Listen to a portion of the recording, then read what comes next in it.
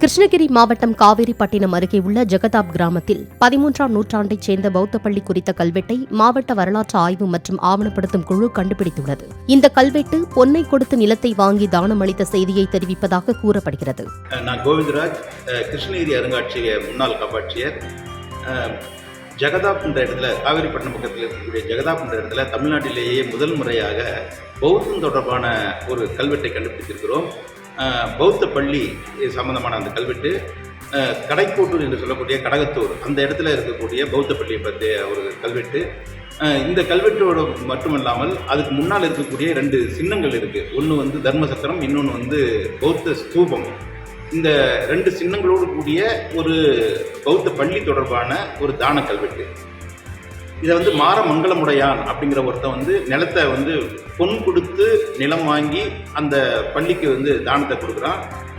இதுதான் இந்த கல்வெட்டினுடைய சுருக்கம். இதில் முக்கியமான விஷயம் தமிழ்நாட்டில் இதுவரையிலும் ஒரு 60,000 கல்வெட்டுகள் வரை கண்டுபிடிக்கப்பட்டிருக்கின்றன.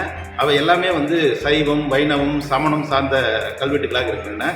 முதன்முறையாக ஒரு பௌத்த பள்ளி தானம் கொடுத்த ஒரு கல்வெட்டை முதன்முறையாக நம்ம கிருஷ்ணகிரி மாவட்டம் ஜெகதாப் என்ற ஊரில் கண்டுபிடித்திருக்கிறோம். அதோடு கூட தானம் வழங்கும் பொழுது சில அடையாள சின்னங்கள் குறிப்பிடுவார்கள்.